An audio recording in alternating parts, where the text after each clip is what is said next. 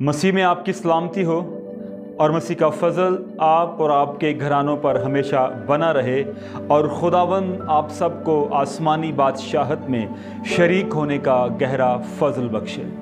پچھلے دنوں ہم نے ایک ویڈیو بنائی جس کے اندر ہم نے خادم کی خوبیاں بیان کی، اور اس ویڈیو کے اندر ہم نے 6 خوبیاں بیان کی۔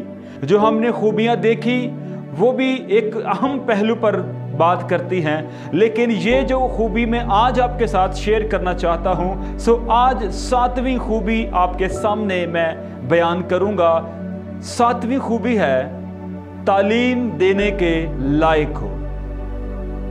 جہاں ایک خادم بے الزام ہو، ایک بیوی کا شوہر ہو، پرہیزگار ہو اور متقی ہو، شائستہ ہو، اور شائستہ ہونے کے ساتھ ساتھ مسافر پرور ہو، اور جب وہ مسافر پرور ہے تو 7ویں خوبی جو مقدس پالوس اپنے شاگرد، اپنے اسٹوڈنٹ، اپنے بندہ کو سکھانا چاہتے ہیں، اور میں سمجھتا ہوں اس خوبی پر ہر ایک خادم کو عبور حاصل ہونا چاہیے۔ 7ویں خوبی ہے تعلیم دینے کے لائق ہو۔ یاد رکھیے، میں سمجھتا ہوں کہ کلیسیا پاکستان کے اندر تعلیم کا تھوڑا فقدان ہے۔ اس طرح سے تعلیم نہیں دی جاتی جس طرح سے تعلیم دینی چاہیے، اس طرح سے جو ہے سکھایا نہیں جا رہا جس طرح سے ہمیں سکھانا چاہیے۔ ایک خادم کا تعلیمی یافتہ ہونا اور تعلیمی یافتہ ہونے کے ساتھ ساتھ تعلیم دینے کے لائق ہونا ضروری ہے، اور یہ ضروری ہے کہ ایک خادم کو سکھانا آتا ہو، ایک خادم کو ہدایت کرنا آتا ہو۔ میں سمجھتا ہوں کہ ہمارے ملک پاکستان کے اندر زیادہ تر جو خادم ہیں وہ منادی کر رہے ہیں، جبکہ منادی اور تعلیم میں فرق ہے۔ یہ دونوں پہلو الگ الگ ہیں۔ اب میں آپ کو بتانا چاہتا ہوں کہ جو منادی ہے اس کا مطلب ہے اعلان کرنا، کسی بھی چیز کا اعلان کرنا، کسی بھی چیز کے بارے میں ڈھنڈورا پیٹنا اور لوگوں تک یہ آواز پہنچانی جو اعلان ہے یا جو بات ہے، یہ ہے منادی۔ اور تعلیم جو ہے اس کا مطلب ہے سکھانا، ہدایت کرنا۔ اس لیے میں آپ کو بتانا چاہتا ہوں کہ میرے تجزیے کے مطابق بہت سے لوگ ملک پاکستان میں، کلیسیا پاکستان کے اندر صرف منادی کر رہے ہیں، لیکن تعلیم جو ہے بہت کم لوگ ہیں جو تعلیم دیتے ہیں۔ یاد رکھیے منادی کیا ہے۔ جس طرح آسمانی باپ نے اپنے بندہ موسیٰ کو بلایا، اور جب موسیٰ کو بلایا تو موسیٰ کو مصر کی جانب بھیجا اور جا کر کہا کہ میرے لوگوں تک یہ پیغام پہنچا دو کہ مجھے تمہاری تکلیف کا اندازہ ہے، کہ تم نے کتنی تکلیف جو ہے وہ اٹھائی ہے ملک مصر کے اندر۔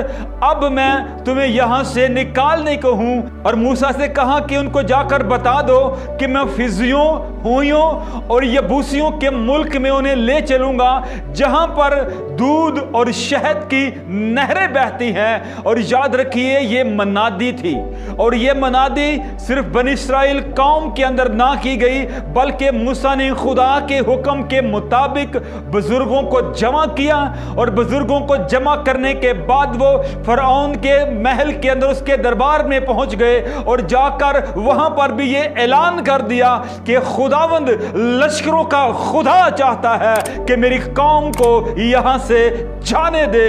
یہ ہے منادی، اور یہ منادی قوم بنی اسرائیل کے درمیان کی گئی، اور اس کے ساتھ ساتھ ملک مصر کے بادشاہ فرعون کے محل میں بھی کی گئی، اور وہاں پر جا کر خدا کا یہ پیغام دیا گیا۔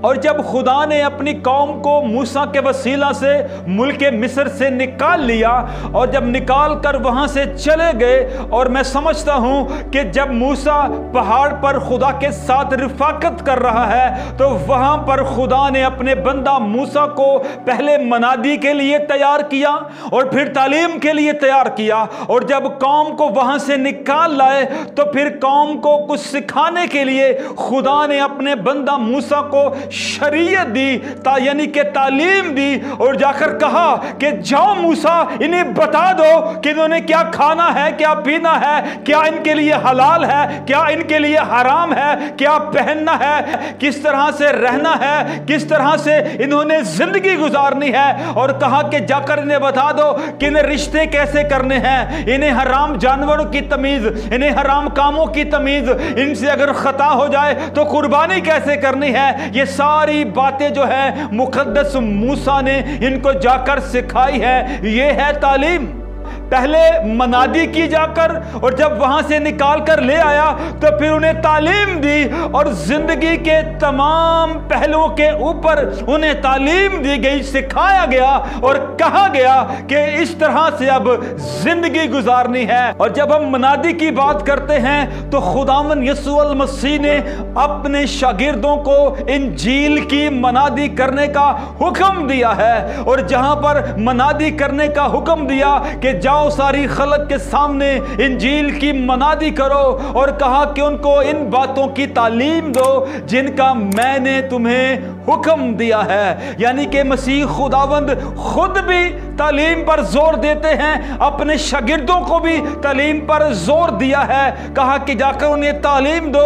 इससे पहले कि मसीह खुदावंद तालीम का हुक्म देते, खुदावंद ने मूसा को एक रहबर बनाने के साथ साथ तालीम देने के लिए भी तैयार किया। मरकुस की इंजील के अंदर लिखा है कि खुदावन यीशु मसीह पाँव फटने से पहले बियाबानों में जाकर दुआ करते थे और सुबह सवेरे हैकल में आकर तालीम देते थे।